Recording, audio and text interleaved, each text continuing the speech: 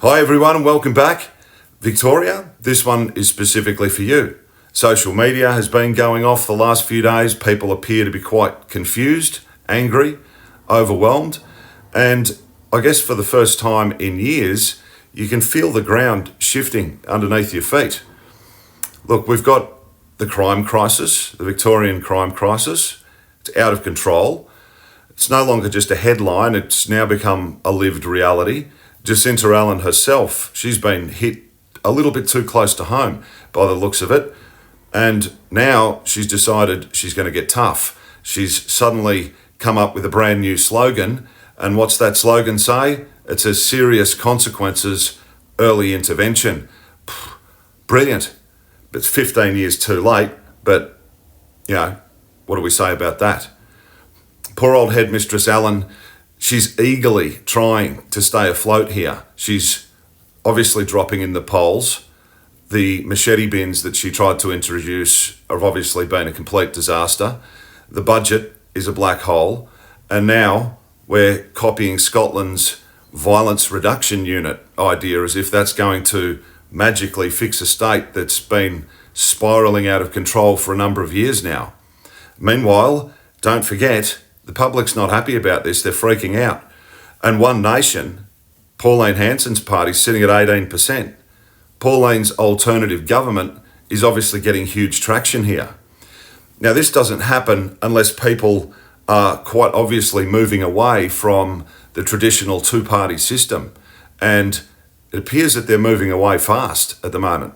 Then, out of nowhere, the Liberal Party, they decide to pull a rabbit out of a hat just the other day. And we're presented with a brand new leader, Jess Wilson, an interesting figure. She's replaced Brad Batten inside the party room, even though if you read all of the comments online, just spend some time having a scroll through on social media, and the overwhelming majority of Liberal voters, they seem quite furious that Brad's been taken out. They're all saying, well, that's it. We've had enough. We're not doing this anymore. Go to One Nation. And Jess, whoever she is, this whole thing just gets better and better, or worse and worse maybe, I don't know.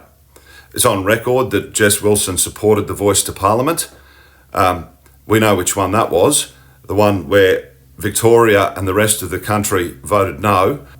Now she's backpedaling, saying that she doesn't back this state treaty now, but if you back the voice to Parliament, there's not much difference between the voice to Parliament and the treaty in itself anyway. It's the same thing. See, the voice to Parliament was national. We said no, but Jacinta pushes it through at state level anyway. See, at state level, there's no referendum required.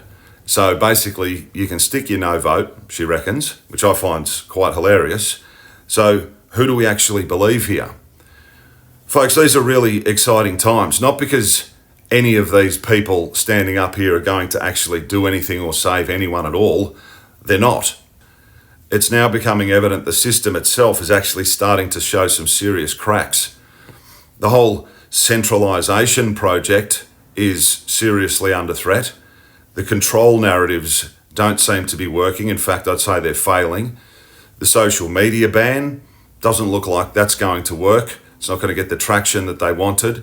The digital ID, I don't believe that's going to work. People appear to be waking up, getting a little bit perturbed, and the political class is literally panicking. See, the whole state itself is actually wobbling. We're in debt up to our eyeballs. There's no doubt about that.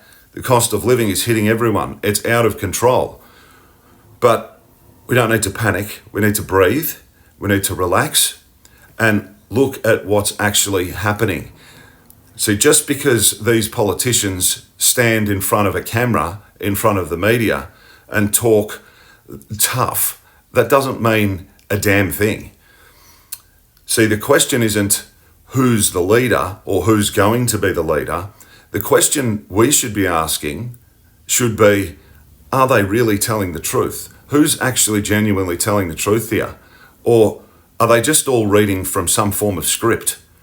And that's where I want to come in today. I want to talk about this because I'm going to show you a few examples that are out there, real ones, of why none of this crap is going to work until we get someone in power who is completely uncontrollable, someone who isn't owned, someone who isn't afraid to tell the truth, someone who will acknowledge the mistakes that have been made over the last 50 years, someone that's going to admit the shocking reality of what actually happened back then.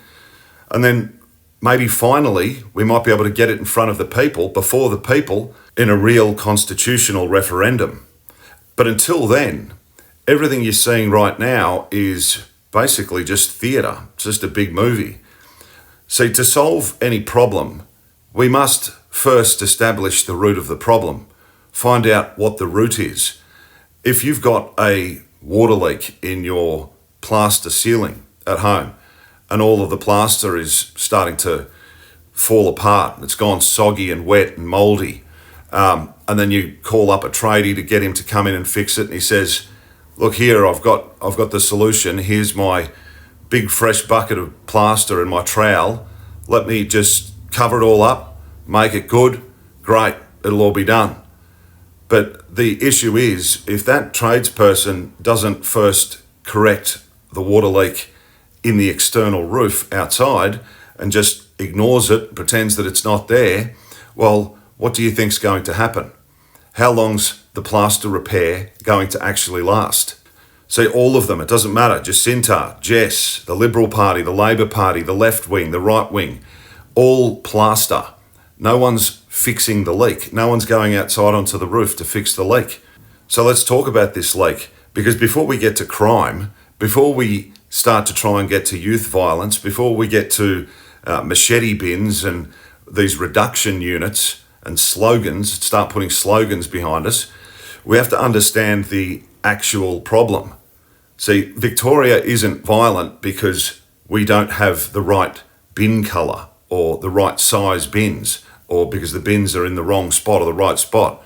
Victoria isn't violent because we don't have a violence response unit like they did in Scotland. Victoria isn't violent because we haven't engaged the community. It's got nothing to do with any of that. Victoria is violent because the system that we are living in, the system that holds society together, if you like, has rotted. Crime itself is not the disease, believe it or not. Crime is the symptom. See, what you're watching right now with these gangs that are running around, with these home invasions, with the youth violence, the no consequences culture that we have here in this state, none of that actually happens unless the leak above, let's say out in that external roof, is completely uncontrolled. It's gaping, it's an open hole. So what exactly is the leak? Well, weak leadership, limp, ineffective, impotent leaders, soft consequences, jails themselves are chock-a-block full. It's no wonder that they're actually bailing everybody, because there's literally no room. Our justice system is literally terrified of its own shadow. Ideology, political ideology, has replaced any form of common sense, and we have a bunch of extremely overeducated politicians who genuinely believe that PR will somehow solve human behaviour. See, let's start with Jacinta's new favourite toy, if you like, and that is the violence reduction unit.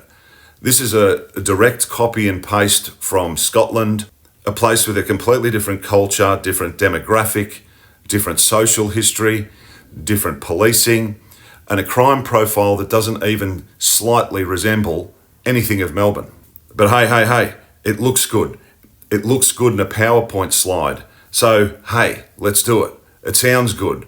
Now, if you don't know what the violence reduction unit actually really is, don't worry about that, because you're not meant to. It's just one of those policies designed to sound like action while doing absolutely nothing meaningful.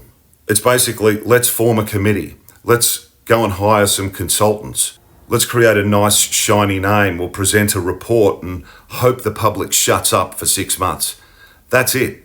That's what it is. It's PR, it's public relations, it's marketing, it's optics, it's plaster, just like in the plaster leak analogy.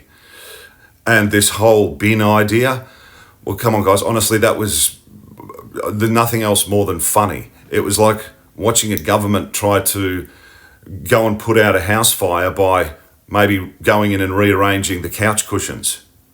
See, crime is exploding not because we haven't tried things, because we haven't done something about it, but it's because we've tried the wrong things for well over 20 years.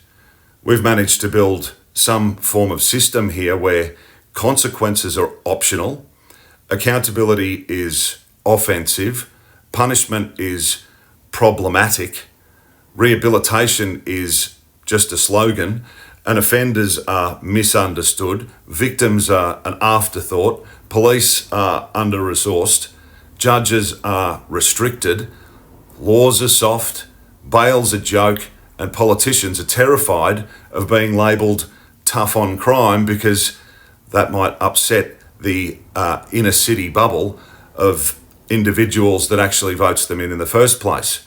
So instead, we end up getting committees, bins, slogans, hashtags, workshops, engagement sessions, restorative circles, and corporate style programs created by people who have never actually been punched in the face in their entire life. So you can't fix violence by just talking it down, if you like. You can't fix youth crime with a poster and a take responsibility wristband wrapped around your arm. This state spent 15 years trying to reduce crime with kindness. And yeah, I'm all for kindness. Kindness is wonderful, but kindness without any form of consequence is chaos. When consequences disappear, crime is obviously going to explode. When leadership collapses, or basically when it's non-existent, society itself is going to collapse behind it. And when politicians try to plaster over structural rot, well, guess what's going to win? The rot's going to win. This is why everything feels like it's falling apart at the moment. This is why you're seeing panic. You're seeing a lot of negative comments, particularly on social media. This is why Jacinta Allen has all of a sudden decided, I'm tough. This is why Jess Wilson's just turned up out of nowhere, literally out of nowhere. I didn't see her coming. This is why One Nation is climbing high. This is why the entire state feels like it's vibrating, because everyone, left, right, centre, doesn't matter. We're all feeling the same thing. The people running this place have absolutely no idea what they're doing. And look, this crime crisis, that's just the symptom we can't ignore anymore. So if crime itself isn't actually the disease, and politicians are just plastering over rot and mess, then what is this rot? Where did it start? It didn't start with Jacinta. Believe it or not, it didn't even start with my man Dan Andrews. It didn't start with Jess Wilson. It didn't start with Scotty Morrison, Johnny Howard, Tony Abbott, Albanese, Pauline. See, it started when Australia severed itself from the British Crown without really talking to the people about it or consulting them. It's when they quietly removed the referee, if you like, when they cut the only thing that separated political power from absolute government control. See, before that moment in 1973, governments had a boss, if you like. After that moment, they became the boss. The government became the boss. And they've been making up their own rules ever since. Thousands of new laws have been brought in. New regulatory bodies have been introduced. New unelected authorities, backdoor treaties, ideologies invented by academics, policies written by PR teams, and slogans designed to train you to basically obey, to comply, not to think. And that's when consequence itself disappeared.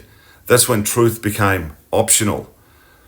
That's when the public became the product rather than being the actual priority. So now we're getting a voice without a referendum.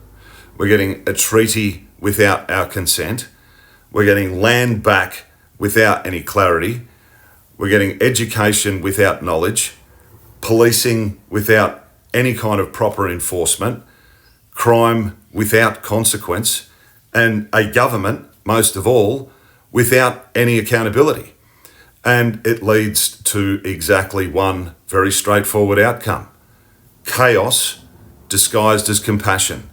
This is why crime is exploding. This is why ideology runs the courts these days. This is why feelings override reality. This is why gang violence is treated like some kind of social misunderstanding. This is why young offenders are taught sympathy before responsibility. Because the system these days no longer protects the people. What it does is it protects itself. And once a government becomes its own authority, the public becomes the liability. And that's why everything that you see today, if you've got your eyes open, everything feels backwards. And it is backwards. Let's talk about this violence reduction unit for a moment. The bins, the slogans, the sudden tough talk that's coming out, they're not solutions. That's just panic. The violence reduction unit is actually not designed to reduce violence at all. It's designed to reduce the visibility of violence. See, there's a huge difference. You don't have to fix anything at all if you can convince the public that it actually isn't happening. And once you know that, you'll start noticing how the entire game itself works here. See, these units, they don't fight crime. They manage statistics. It's probably the best way to explain it. They don't punish offenders any more than they would now. They redirect these offenders into programs. They don't actually go out and protect the public. They protect the government from looking like it's incompetent, if it doesn't look that way already. You don't jail people, you divert them. You don't report all assaults. Maybe you think about doing things like reclassifying them. You don't track reoffenders. You refer them instead to services. You don't acknowledge gangs. You call them maybe youth cohorts or something like that. You don't admit weapons. You call them items of interest. See, crime didn't go down. The reporting of crime went down. Congratulations, a unit's worked. And look, this is the beauty of woke policy. You never have to actually fix reality. You only have to rename it. See, the thing is, over in Scotland, this VRU didn't actually eliminate violence. They eliminated the categories that counted as violence. It's a trick, magic. It's a PR tactic, a spreadsheet makeover, if you like. It's like removing the obese category and suddenly claiming that, well, we've got no one here that's overweight. Everyone is getting healthier. You didn't save society at all. You saved a statistic. And to make sure that no one questions it, guess who they're going to blame? Guess who they're going to blame next? You, the public. You might hear them say, violence won't stop unless the community takes responsibility, right? No, I don't. That's not how it works. The communities don't set the bail conditions. Communities don't write criminal law. Communities don't decide prison capacity, how many people can fit into a jail. Communities don't classify offences. It's the governments that do that. So now the government fails, blames you, and then funds a violence reduction unit to hide the failure that you're being blamed for. You basically pay for their mistakes. You suffer their consequences. Then you get lectured about empathy. And crime reduction becomes a moral performance, not a legal obligation. A violence reduction unit is attractive to a desperate government for one very clear reason. It's a solution that can actually succeed without working, if that makes any sense. If crime continues, blame society. If crime drops, praise the program, praise the unit. If crime looks worse than what it really is or what it was, just change the definitions. It's bulletproof political theatre. And Victorians are only now really beginning to wake up to how long this game has been played. When a government removes consequences, it replaces law with ideology. And when ideology runs the courts, well, the streets, they run themselves. That's why woke policies exploded here, particularly in this state, in Victoria. We've had no real punishment, crime blamed on society itself, offenders treated like victims, judges forced to be social workers, police just treated like, I guess, negotiators, leadership terrified of being called harsh. And the result, what have we got? Violence becomes a part of the fabric of the state, it becomes normal. Accountability becomes optional. Government becomes untouchable, and the public pays for it, literally and physically. And see, now that a lot of Victorians are pushing back, the same people who created the mess want to try to fix it, or at least appear to try to fix it, with things like the bins, those damn machete bins, the committees, the slogans, a violence reduction unit, and a new leader maybe who actually agrees with the same ideology anyway. They don't want a real solution, they want compliance.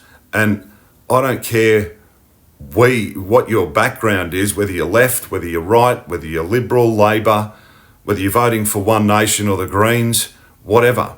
Until we get someone in office in this country, or in this state in particular, who's not owned, who's not scripted and not terrified of the truth, well, every solution that gets presented to us, every path we go down will just be plaster over a rotten roof. And you know what happens to plaster when you have a big hole in your roof?